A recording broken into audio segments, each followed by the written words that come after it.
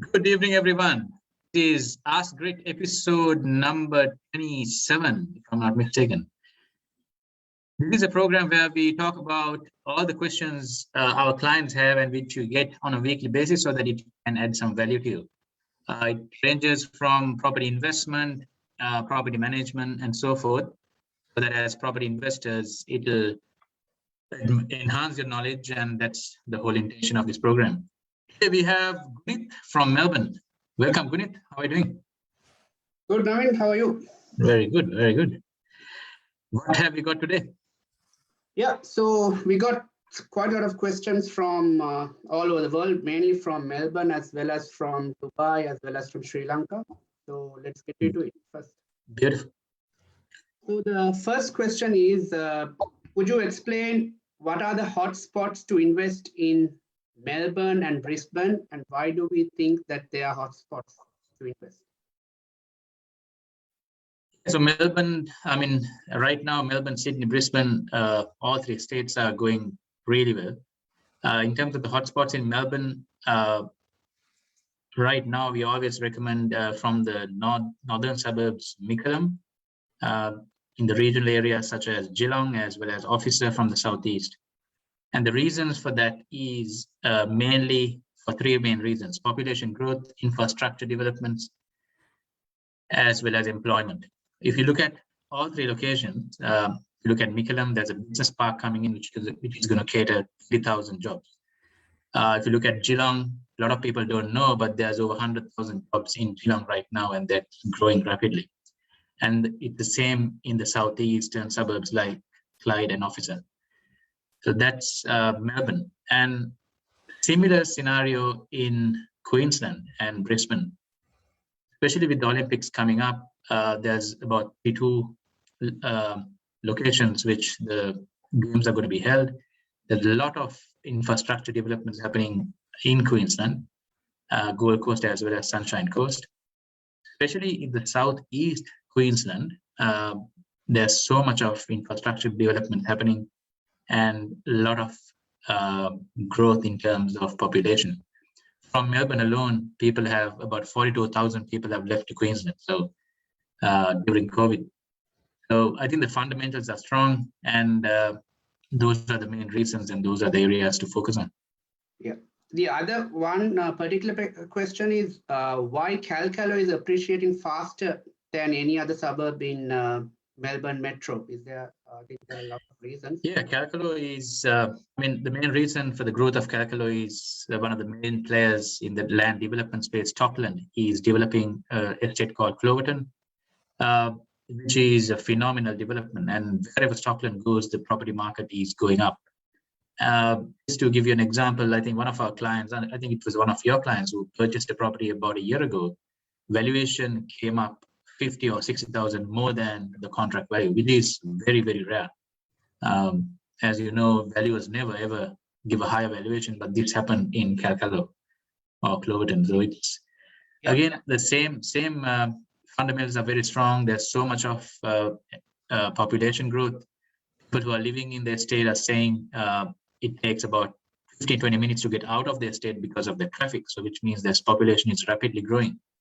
And again, new train stations are coming up, shopping centers are coming up. So it's going to be employment, infrastructure, and population growth. So that's the main reason. Yeah, great. So the next question is more on minimizing risk. How do you minimize risk on a property portfolio? That's a fantastic question. So one is, if you can invest in multiple locations, even if you take Melbourne, rather than investing in one location, if you invest in multiple growth corridors, that will minimize your risk. And even better if you can invest interstate, so that there's also benefits of reducing land tax. When you're creating a portfolio of, say, 5 or 6 or up to 10 properties, if you have 3-4 properties in the same state, your land tax bill also goes up. So diversification of your property locations is one, that's the key. And also you can diversify in property types. Not all apartments are bad. there are some apartments which are really good in terms of if it's located in an employment hub, especially. It's really good cash flow positive investments. And for example, the apartments we have in Canberra are generating about 7% guaranteed return, which will help balance out the portfolio. If they have any negatively geared properties, it will balance it out, and they will have some positive cash flow, which we can put into their own home loan or so forth. So diversifying in terms of the locations, diversifying the property types, and also how you structure the loans. Rather than buying properties under the personal name, there might be other structures which might suit certain scenarios. So again, that has to go into a detailed discussion, but those are at a high level, those are the things which we can watch out for. Great. So the next one is, does grid property go through the bill contract? And so what does the customer would benefit if grid property, if they come up with grid property? Yeah, that's a good question. We tend to not only, we always get a conveyancer or solicitor to review the land contract. While the bill contracts are quite straightforward, we always, it's part of our customer journey process, where we get one of our members to go through the building contract along with the client so that they know exactly what's in there and what they're signing up for, especially the inclusions. Most of the building contract is standard HIA contracts, but mainly inclusions, we want to make sure the clients exactly know what they're getting into and what they're getting as part of the construction build. Right. So the next is in terms of renting, how does Grid select a good tenant? Do you run background checks and any other checks just to make that the landlord is satisfied with a good tenant? Yes, we do, always. Selecting a tenant is not about just having a tenant, it's about selecting the right tenant. There might be multiple applications, but selecting the right tenant, even if it takes a couple of more weeks, we want to make sure we have the right tenant in place so that there's no issues in the future. We do go through a background checking process. We do employment verification. We do social checks. We do a whole lot of checks to make sure there are good quality tenants who would be there in the long term. And also they can afford to make the payments required. Yeah, and so I'll jump on another question which is related to tenants. For first-time investors, what are the costs associated with renting? So in the rentals, as part of the outgoings, property management fees will be there. So it will be between 5 to 6% of the property value. In Melbourne, it's a bit higher. In Canberra or Brisbane, you're looking at 7 to 8%. You have letting fees, typically about 1 week of rent as part of the property management. And then as an investor, you need to be aware of the other outgoings as well. So you need to be aware there's going to be council fees, just like you pay for your own home. There's going to be landlord insurance, which you have to take, as well as the water rates, if it is a house. If it is an apartment, you also have to pay the owner's corporation fees or the management fees of the building. Which is the body corporate fee, right? Correct. Right. Yeah. Right. So this is again from a wealth planner that we have got this question. What appreciation have you seen in Melbourne for the past 10 years? It depends on where in Melbourne too. But if you look at the Melbourne city, the average appreciation for apartments in the city has been about 2 to 3% per annum. Whereas if you take the growing suburbs in southeast or north or even the west, you could see the average being 6 to 10% or even up to 13%. Yeah. So the majority of the growth has happened in the growth corridors of Melbourne. So we do have a report which I have prepared for about 25 or 30 suburbs, which we can share with anyone who might be interested, which tells you for the last 5 years what's been the median growth for each of those suburbs. So the next one is on land tax. Do I have to pay the land tax and capital gains on the place I live in? Talking about land tax, the principal place of residence or the place you're going to live in, you don't pay land tax and you don't pay capital gains tax as well. So that's a huge advantage which you should be aware of. You don't pay land tax or CGT for the place you live in. And the next one is same person has asked, how can I minimize the land tax as an investor? Yeah, we briefly touched upon that before. As well as capital gain tax, both. Yeah. So let's talk about the land tax. Land tax, let's say if you take Victoria, for properties or the land values over $250,000 will incur a land tax. If you look at Queensland, that threshold is starting from $600,000. And if you look at Canberra, there's a fixed fee of about $1,400 plus the percentage of the valuation. And it's all different. If in New South Wales, it's starting from about $755,000. So the way to minimize land tax is to buy properties as part of your portfolio in different states.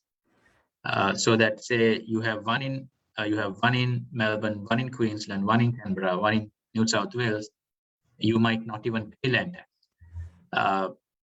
Whereas if you have 4 properties in Melbourne, you're up for a heavy land tax bill.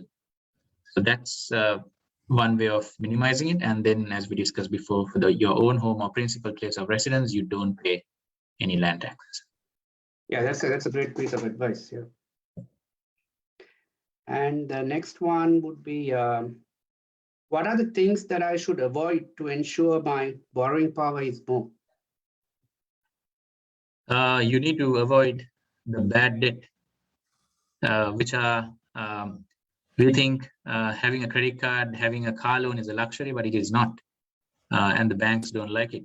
So try to get rid of all your credit card debt, your store credit, your car loans, because banks don't like it. And I mean, that is bad debt. So even you need to understand what good debt and what bad debt is, and get rid of the bad debt. Just have good debt and banks will love you. And also not to inquire many credit loans as well, right? Because your credit score will go down. Correct. Yeah. That's a big mistake a lot of people do. If they fail to get finance from somewhere, they just keep going. Yeah. And without not knowing, your credit score comes down. Yeah. The last question for today is, I think, which is, you can reiterate more on what we are going to have tomorrow as well. How do you think the Brisbane property market will react with the Olympics coming up? And maybe we could reiterate on the things that we have lined up for tomorrow as well. We do have a webinar focusing just on that tomorrow at 9 p.m. Australian Eastern Standard Time. And it's mainly focused for foreigners, but if someone is crazy like us to join at 9 p.m., please feel free to, or we can send you the recording. We're going to focus on what is happening as part of the Olympics, what are the developments which are taking place, what are the locations which the Olympics are happening, so that investors can focus on those areas, and also some strategies which people can use as investors on their property investment journey. It's mainly an educational session, but to answer the question, I mean, in Sydney, when 2000 Olympics happened, it was announced in 1992, and going into the 2000, the Olympics, during the process, the properties have appreciated by 60%. And the exact same thing is going to happen in Brisbane, because naturally when there's Olympics happening, it has to be at a certain standard, and there's so much of infrastructure projects going on, and it has to be completed. So with those coming in, there's economic benefit of about $8 billion into Queensland because of Olympics, and in turn the population growth will happen, infrastructure developments, and lots of employment, a lot of tourism activity. So it's evident that the property market will go up in the next 10 years. I mean, you don't have to wait until the Olympics, but going up to 2032, the next 5 to 10 years is going to have a lot of growth in Brisbane. I think we have one more. You got more questions? Yeah, one more question from Mustafa. What is your expectation for 2022 in terms of occupancy rate and rental increases and return of international students? Yeah, so talking about the Melbourne CBD, the occupancy rate as well as rental increases will happen if there is international students coming in. By the looks of it, we are going to open up borders in time for Christmas, as well as for international students. So I think 2022 will be very bright. I mean, not only international students, but also it will be good for tourism and also overseas investors. There's so much of overseas investors who couldn't come in. And I think overall, it's going to be healthy for the property market for rentals as well as capital gain. Great. I think that's great insight. So those who missed this session, you could always go to our webpage, gridproperty.com.au. So you can always come back to us if you have any questions, and feel free to ask and contact us, any one of us or team members, if you have any questions. Thanks a lot, Naveen, for all these guidance, and I hope everyone will get a benefit out of this session. All right. Thank you so much, and we'll see you next week. All right. See you.